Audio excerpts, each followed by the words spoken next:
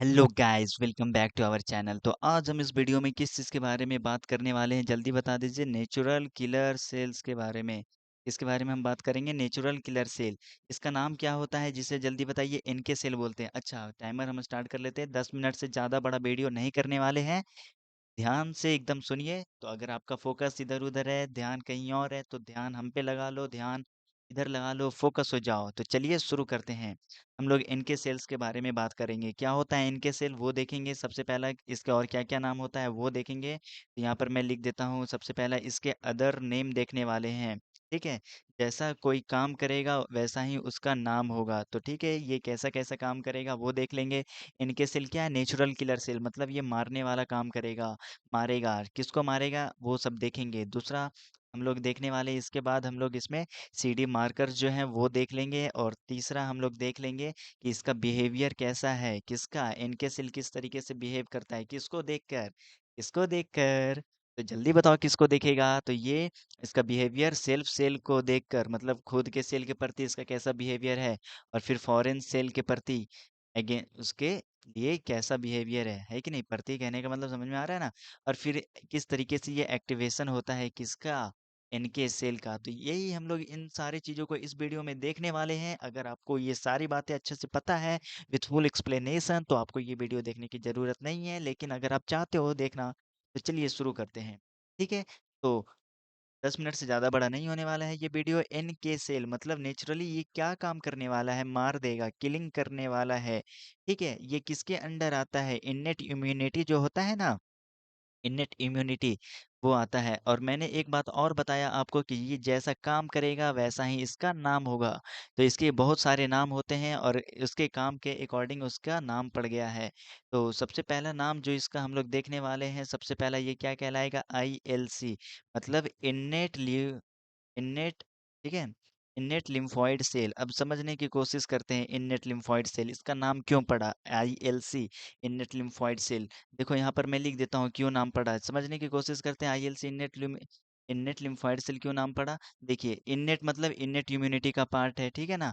Innate immunity का part है, lymphoid cell है ये कैसा सेल है, लिम्फोइड सेल है। जब आप और पढ़ोगे अच्छा से, थोड़ा सा यहाँ पर हम समझा देते हैं कि लिम्फोसाइट एक्चुअल में कितने हो गए। 3 हो गए। जल्दी बताइए। एक तो टी सेल आपका हो गया, बी सेल भी आपका हो गया, और आपका एक और जो को जिसको हम कहते हैं इनके सेल कहते हैं। ये क्या होता है, यही आपका इन्नेट इम्यूनिटी में आते हैं। ठीक है। और बाकी ये दोनों किस में आते हैं, ये दोनों आपका किस में आएंगे, इन्नेट और एक्वायर्ड इम्यूनिटी में आएंगे। कोई शक वाली बात यहाँ तक नहीं है, बहुत बढ़िया समझ में आ गया। तो इसीलिए बोल रहे हैं इन्नेट इम्यूनिटी का पार्ट है। लिम्फोइड सेल क्यों कह रहे हैं। अब थोड़ा-सा अगर आप चाहते हो कि मैं इसको और एक्सप्लेनेशन करूँ, लेकिन ये 10 मिनट अकेला ले लेगा ये वाला वीडियो। ठीक है। अब देखिए थोड़ा-सा हम आपको समझाते हैं, जस्ट समझाने के लिए। बहुत ही इम्पोर्टेंट कॉन्सेप्ट है यहाँ पर, समझ लो। ये क्या होता है, अपना बोन मैरो है। अब बोन मैरो में क्या होता है जल्दी बताइए।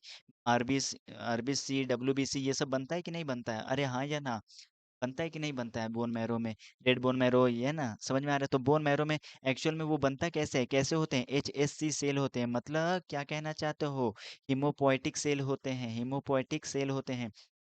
अब ये हीमोपोएटिक सेल क्या करते हैं, फॉर्मेशन करते हैं किसका, एक तो कॉमन माइलॉइड सेल, जो कि हम लोग बाद में देखेंगे। आप माइलॉइड ल्यूकेमिया वगैरह पढ़ोगे ना, तो वो उसमें आएगा। और फिर एक क्या हो गया, कॉमन लिम्फोइड हो गया। तो ये दो चीज में हीमोपोएटिक सेल जो रहते हैं ये ऐसे कन्वर्ट होता है। यहाँ तो कोई शक वाली बात नहीं। अब ये देखिए, अब ये आपका बोन मैरो में, आपको ये बात पता है बोन मैरो में क्या क्या बन जाता है, जल्दी बताइए। बोन मैरो में आपका बन जाता है, बी सेल बनता है, टी सेल बनता है, और इनके सेल बनता है। मतलब सबका फॉर्मेशन कहाँ हुआ, बोन मैरो में हुआ। Formation of all of these कहाँ हुआ, ऑल ऑफ दीज कहाँ हुआ, जल्दी बताइए। बोन मैरो में हो गया, यहाँ पर हो गया बोन मैरो में, लॉन्ग बोन में बोन मैरो हो गया। ठीक है। अब एक्चुअल में मैचुरेशन की बात कर रहे हैं, मैचुरेशन काफी इंपॉर्टेंट है। मैचुरेशन कहाँ होगा, अब ये क्या होता है, कॉमन लिम्फोइड सेल्स जो हैं, अब ये क्या करेंगे, मैच्योर। अब ये क्या आ जाएगा, कॉमन लिम्फोइड सेल था। ये सब जो बना, टी सेल, बी सेल, इनके सेल, इसका फॉर्मेशन तो हो गया, लेकिन ये अभी क्या है, इमेच्योर है। मैच्योरेशन होने के लिए कहाँ जाएंगे, जगह जगह पे जाएंगे। अगर कोई थाइमस में चला जाएगा, ठीक है। अगर टी सेल कहाँ जाएगा, टी सेल के लिए मैच्योरेशन कहाँ होता है, टी सेल का मैच्योरेशन थाइमस में चला गया है।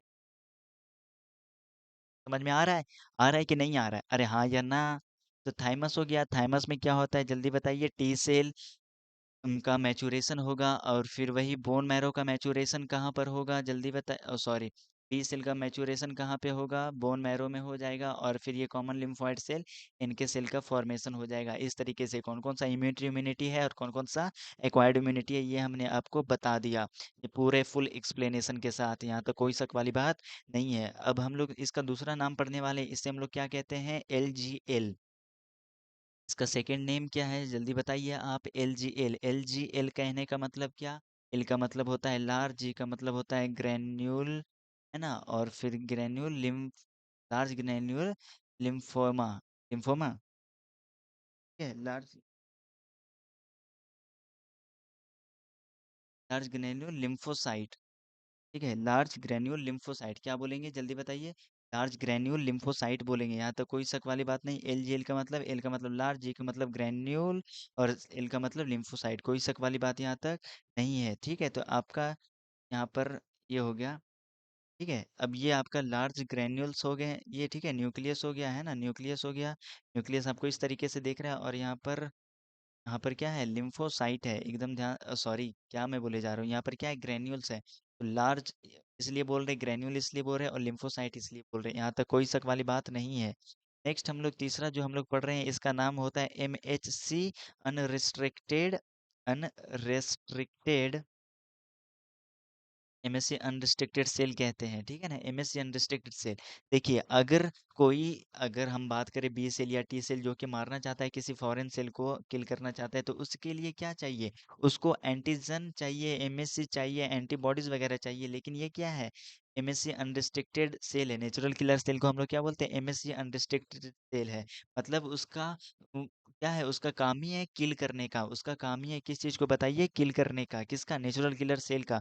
उसे MSC की ज़रूरत नहीं पड़ती है। जैसे कि एग्जाम्पल के तौर पे मान लीजिए माइकोबैक्टीरियम ट्यूबरकुलोसिस आ गया, ठीक है, एग्जाम्पल के तौर पे मैं आपको बता रहा हूँ, बैक्टीरियम आया, उसका एंटीजन प्रेजेंटिंग सेल क्या होता है, डेंड्राइटिक सेल, बी सेल, यही होता है ना।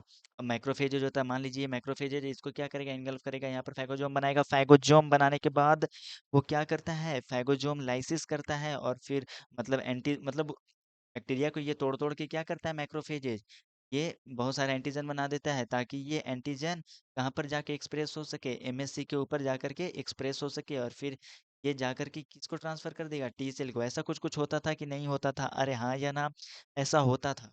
लेकिन इसमें इनके सेल के केस में ऐसा कुछ भी नहीं है कि यहाँ पर एंटीजन चाहिए, MSC चाहिए, एंटीबॉडी चाहिए। ये अगर इसको पता चल गया कैसे ये मार देगा, अगर पता चल गया कि ये हमारा नॉर्मल सेल था कैंसर में कन्वर्ट हो गया, या फिर ये वायरस इन्फेक्टेड सेल हो गया, हमारा नॉर्मल सेल था वायरस इन्फेक्टेड सेल हो गया, तो ये उसे किल कर देगा। इसे कोई भी एंटीजन, MSC वगैरह की जरूरत नहीं है। इसलिए हम लोग कहते हैं MSC अनरिस्ट्रिक्टेड सेल। क्या आपको समझ में आया या नहीं आया, हाँ या ना बोलिए, हाँ समझ में आ गया। नेक्स्ट हम लोग इसे बोलते हैं हम लोग non B cell, non B non T cell, non B non T cell. और पांचवा इसे हम लोग कहते हैं, लगभग 10 मिनट हो ही गया इसके सारे नाम को एक्सप्लेन करने में, ठीक है, non B non T cell हो गया, यहाँ तक कोई शक वाली बात नहीं। और यहाँ पर इसे हम लोग बोलते हैं क्या, नल सेल भी कहते हैं, क्योंकि नल सेल भी कहते हैं, क्यों, समझने की कोशिश करते हैं। MSC अनरिस्ट्रिक्टेड सेल क्यों कहते हैं, यहाँ पर आपको समझा दिए, क्योंकि यहाँ पर बी सेल हो और टी सेल जो होता है ना, उसको जरूरत पड़ता है एंटीजन, MSC एंटीबॉडीज को किल करने के लिए। लार्ज ग्रेन्युलर सेल क्यों कहते हैं, ये समझ में आ गया। ये सारा हम क्या आपको दे रहे हैं, एक्सप्लेनेशन। अच्छा देखिए, मैं आपको एक और चीज बता देता हूँ कि व्हाइट बोर्ड पढ़ाने पे और इसमें पढ़ाने में क्या फायदा है। व्हाइट बोर्ड में मैं आपको पढ़ाऊंगा, मुझे क्या करता है, एडिटिंग का काम थोड़ा बढ़ जाता है कि नहीं, उसमें नॉइज रिडक्शन करना पड़ता है, फैन का आवाज हटाना पड़ता है, वो सब सारा प्रॉब्लम होता है, मेरा मेहनत डबल। और उसके बाद और क्या प्रॉब्लम होता है कि जब मैं इसमें पढ़ा रहा हूँ तो ये जो मैं आपको पढ़ा रहा हूँ ये इसका PDF डायरेक्ट आपको मेरे टेलीग्राम चैनल पे मिल जाएगा, आप वहाँ पर जाके ज्वाइन कर सकते हो।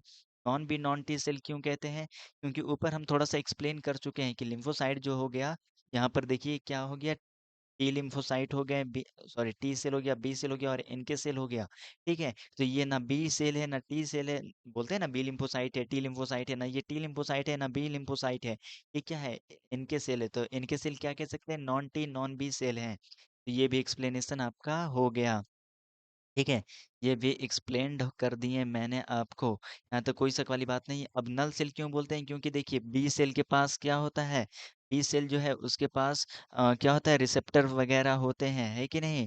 ठीक है, रिसेप्टर होते हैं। टी सेल जो होता है उसके पास भी क्या होता है, अल्फा बीटा डेल्टा ये सब आपने पढ़ रखे हैं। इसके पास भी क्या होता है, रिसेप्टर होता है। लेकिन इनके सेल के पास इस तरह का कोई रिसेप्टर वगैरह नहीं होता है। थोड़ा सा 1-2 मिनट और लेंगे ताकि कुछ चीज़ें हम आपको एक्सप्लेन कर सकें इनके सेल्स के बारे में। ठीक है, तो ये ऐसे कुछ रिसेप्टर वगैरह नहीं होता है इनके सेल्स के पास। अभी हम लोग सीडी मार्कर पढ़ेंगे। इनके सेल्स के बारे में क्या पढ़ेंगे, जल्दी बताइए। सीडी मार्कर, उसमें दो आर्म पढ़ेंगे, एक तो इनिबिटरी आर्म होता है और दूसरा एक्टिवेटिंग आर्म होता है। आगे हम लोग देखने वाले हैं। ठीक है, बस इतना जान लीजिए, इसमें दो आर्म रहता है और एक इनिवेटिव आर्म कहलाता है, एक एक्टिवेटिंग आर्म कहलाता है। ठीक है, 10 मिनट हो चुका है कंप्लीट। ठीक है, ये सारे देखिए, तो इस यहाँ पर मैंने क्या किया, आपको सारा का सारा एक्सप्लेनेशन कर दिया किस चीज़ के बारे में, कि जैसा काम वो कर रहा है वैसा नाम हो गया है।